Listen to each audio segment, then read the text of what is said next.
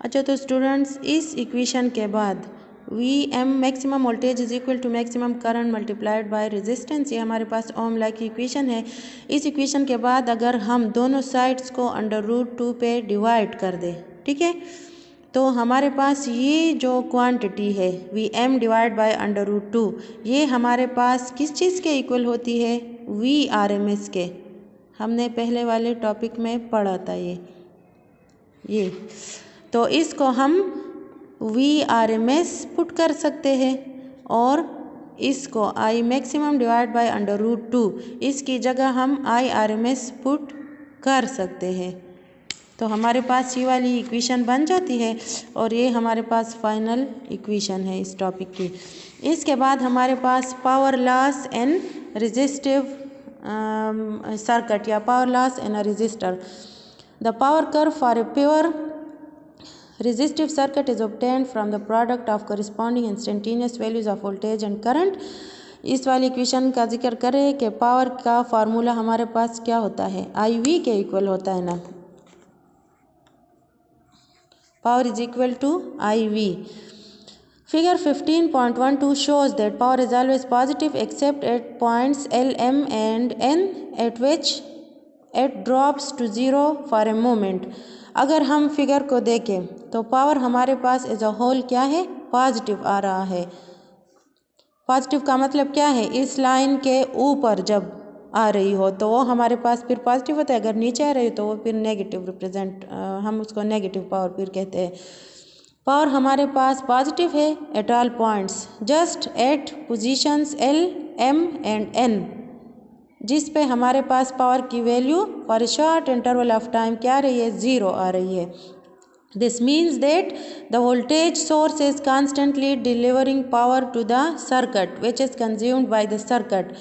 अच्छा, जब हमारे पास सोर्स क्या कर रही हो? लोड को पावर डिलीवर कर रही हो, दे रही हो, तो हम उस पावर को पॉजिटिव रिप्रेजेंट करते हैं। लेकिन जब लोड सोर्स को पावर देता है, डिलीवर करता है, तो उस पावर को फिर हम नेगेटिव रिप्रेजेंट करते हैं।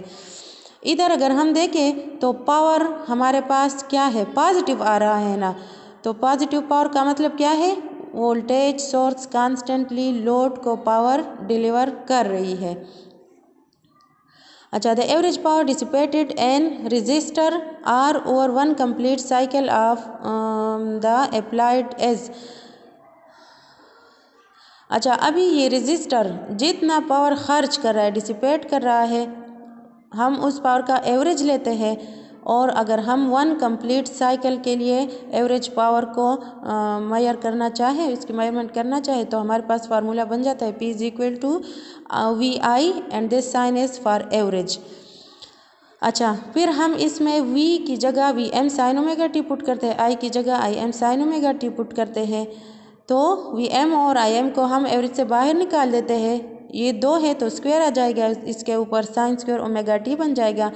और प्रीवियस टॉपिक में हमने ये किया था कि साइन स्क्वायर ओमेगा टी का एवरेज किस चीज़ के इक्वल आता है? 1/2 के।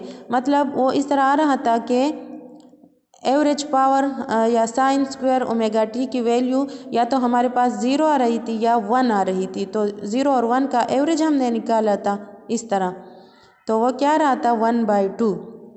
तो ये हमारे पास साइन स्क्वायर ओमेगा टी की एवरेज 1/2 आ गई।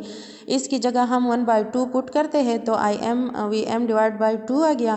अभी 2 को हम इस तरह भी रिप्रेजेंट कर सकते हैं, 2√2 और 2√2 को जब हम मल्टीप्लाई करते हैं तो इससे अगेन 2 आता है। किस तरह?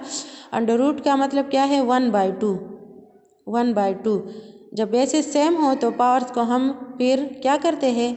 ऐड करते हैं, तो 1/2 + 1/2 आ जाएगा। एलसीएम ले ले 2 का तो 1 + 1, सही है। 2 इससे 2 आ गया और डिवाइड बाई 2, तो इसका मतलब क्या है? 2।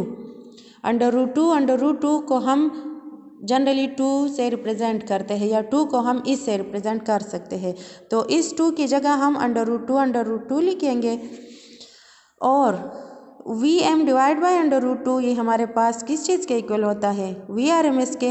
आई एम डिवाइड बाई √2 किस चीज़ के इक्वल होता है? आई आर एम एस के। ये हमने पहले किया है।